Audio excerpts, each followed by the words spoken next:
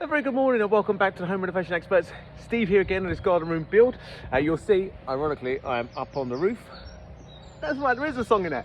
Right, so the plan for today is to get this bit of roof finished.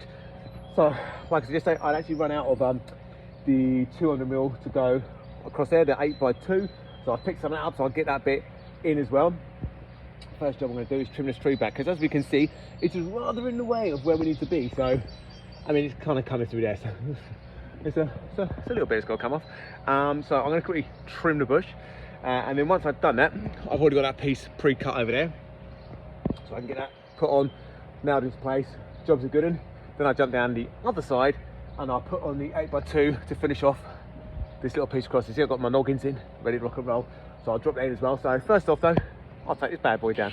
So you think to yourself, it's just a little bit of tree that needs to be chopped down. It's not too bad really in the grand scheme of things.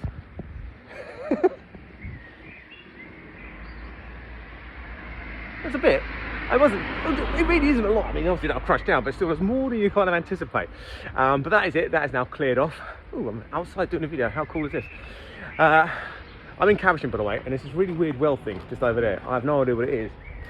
The holy wars of St. Anne, the healing waters of which brought many pilgrims to Caversham in the Middle Ages. I tell you, you travel on this job.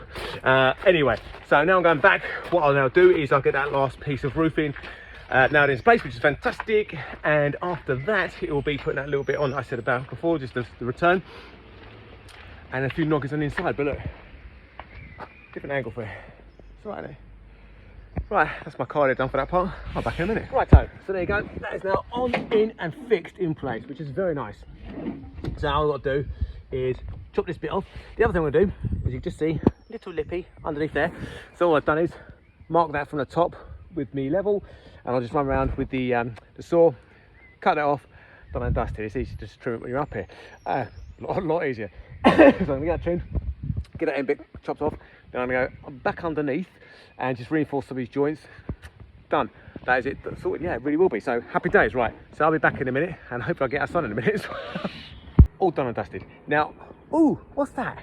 Is that the roof going on, Steve? We're getting excited, because calm your horses. No, it isn't. That is a roll of 15 meters by 4 meters of DPM membrane, which I'm going to use to cover the roof temporarily. So from this point forward, she is waterproof. No matter what happens outside, we're good as gold inside, because I've got a delivery of plasterboard and other materials coming tomorrow. So to know that if it does piss down, it won't get through these gaps and leak through. Also covers this bad boy, the OSB, which is kind of semi-waterproof, and that's all cool, but get a cover on it. That then means the inside is completely watertight. I haven't got to worry I can store my tools in there and that kind of stuff from this point forward as well, which I like. So all I'm going to do is roll it, rough trim it around the edges, and then just pin it on with a couple of the roof battens I've got, just firing like the nail gun into the side of it just to keep it pinned. And that is as simple as it gets, basically. Not too many nails though, because remember, you've got to take this boy off, and if there's too many nails, it's just a pain in the ass. So enough to secure it, but not get on your tits later on. That's the top tip, that is. There you go. Now fully watertight. Happy days. Right, so I'm back in the shade now, which is very nice. I'm now building my interior wall, because I'm waiting for the materials to turn up tomorrow, so I just got to do what I can do to crack on. Normally wouldn't build it too much, because it might be in the way, but hey, it's one of those things, right? So, there we go. I simply won't build this part of the wall, so I can still get my plasterboard straight in though. Now, when you build a wall, and you've got a length of wall, and you go, the bit of timber I've got doesn't quite reach, it's 2.4 metres, it's obviously just over that, but just under 3 metres in here. What do? I mean, you put that bit on the end, but how do you make sure it's aligned nicely? Well, all you do is, once you're happy with the position of this one, put your level on it, and then just twist and bend that, make sure it's pinned in tight and it's not going in that direction or that direction. You can't tell by eye, because I thought it looked straight and it's just slightly off. So you put that on there like that, nice and level throughout the whole thing, pin it in, fire in your screws, nails, whatever you're using. I now know that wall's going to be perfectly straight, so I'm going to have a little jut in it. Again, not going to make a huge difference, but it's nice to know you're doing stuff properly, right? So that is that one. Now obviously with the exterior walls, I built them flat on the deck, lifted them up. Obviously this one is slightly different because I won't have space to lift into place. So I'm going to build it in situ as is. Piece of cake. Floor one in first. In this case I'll put the side panels up as well. Both sides. Level them up. From there I'll then put the header one in. Easy peasy. And then I'll choose my 400 noggins and I'll figure that out as well. But I'll show you that in a second. So what we'll do is get these side panels cut and in, and I'll do the next one. Another little top tip. So you can see I've got these side ones on now, both sides like this. The other thing I need to take into account is the fact that I need to remember that obviously my steel was turning up Thursday now, I've had confirmation. So this is currently jacked 30 mils higher than the steel. So the steel's going to be 130 mil. This is currently sat at 190. I had to do a quick maths in my head then. So this whole thing is going to drop down 30 mil, right? So if I built this wall to suit the current height, it wouldn't king work, would it? Because actually as it comes down, it would then hit the wall before it actually clears and comes down where it needs to. So I've taken that into account to allow it 35 mil. So it's about a 5 mil tolerance that once this is down, sat on the steel, it won't interrupt this wood, well, technically wood, yes, this wall at all. So all these things, you constantly sort of plan ahead, thinking ahead, just to make sure you don't balls yourself up and catch yourself like short later on. So that's what I've done there. So what I'll do now is I'll get the header in here and then start doing the verticals. Right. Head up, like you see, beautiful. Why is this one of this name, Steve? Because, so I've done my measurements because I know these walls are ready to carry plasterboard and that kind of stuff. So I just need to figure out which way was going to be the 1.2. So if I put my tape measure right in that corner up against there and do measure 1.2, it just falls shy, just a little bit of here. So I know that I've designed this wall. So this one, the plasterboard goes on this wall first, which will bring it forward 12.5 mil. If I bring it forward from that corner, 12.5 mil that way, it now lands on that one. Beautiful. So taking into account, I now know this plasterboard on this wall is going to start right in the edge and go in this direction. So I've taken that measurement, dropped in this one, which is exactly 1.2 to the center of this stud. I can now work my 400 backwards from this one, this way, this way, this way. So I know my full board is going to go all the way through to the center there. Don't give a crap what this is, whether it's a little piddly one, makes no difference to my plasterboard. And then just carry on, 400 from there, 400, 400, 400. Don't care what this one is, I know that it's all going to line up beautifully. So that's what you're doing. You're constantly just sort of thinking, taking these things into account again, because there's nothing worse than later on you kind of putting plasters up and you go, ah, fucking hell, what I'm missing. Like, there's no stud there. If you plan it, there will be.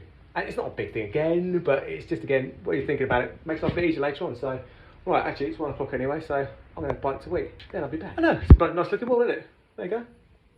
So what I decided to do in the end was, this one, I've not kept a 400 across there. I've allowed myself a nice big space, so I continue to get through with my plasterboard bits and pieces. I don't care that this one's inside 400 because my 1.2 comes off that way, over to that one, through the centre, done that way, happy days. But the other reason I don't care is because you should have like these every 400, mostly if it's like supporting or whatever, and it's just good practice. I don't care though, the side, because on this side of it, the other side, is going to be 18mm OSB, which is going to keep it nice and rigid. So an extra bit of gap is going to do 0. So, and that was the thing as well, like deciding about like where we're going to space this. I've done it so it's going to be spaced for the plasterboard for the 1.2, because obviously it means the OSB, which is 1.22, is going to overlap somewhere. But again, because it's 18mm OSB, it won't matter. It'll be happy as anything. Whereas the plasterboard, not so much, will flex and bend. We don't want that. We don't like that. So yes. Also, randomly, I've just done a TikTok video because, you know, I'm into that kind of stuff now. So if you do like my page, head over to TikTok and have a look at that as well, because I'd be interested to know what you think about the little videos I'm doing over there. Just as a random shout out, and leave a comment below in this one and a comment on there, just so I know where you've come from, just to make sure I can track it if it's going to be worthwhile doing or not. Thank you very much for watching this far to find out that information. Right, what I'm going to do now is, I don't know what I'm going to do now, I'm kind of at a stuck point with bits and pieces. So what I might do is get some, actually I know I'll do, I'll get some OSB in here, and I'm going to put a bit on the roof in there, or the wall. I'll find some nice bit to decide where to stick it. No comments. So we'll start pointing up, but actually something to look at now, look. That's right, I decided to do the roof. Same applies for us doing the internals as the roof for 80mm. Make sure you leave yourself a nice gap for expansion, which is happy days. What else did to say? Also, mark up. See this? Look at it. Before I put these up, I marked where my joists were. So, I can obviously see these ones, but still I've pencil marked it. Then I just get a little level, mark my pencil mark across. Now I know I'm going to hit a joist every single time, which is perfect.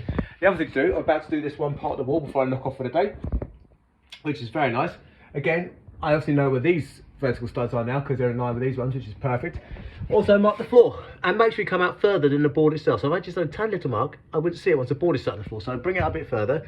Now I know where all my joists are at every point, which means once I've got the board in place, level line between the two joists, done. and knock it in. Happy day. So I'll get that piece done now. Apart from that, that's basically it for the day. So don't forget to like, subscribe, hit the bell icon, and nip over to TikTok to see what you think. Apart from that, any questions, ping down below, and if I get like 5 minutes, 2 children, I'll get back to you. See you later, guys.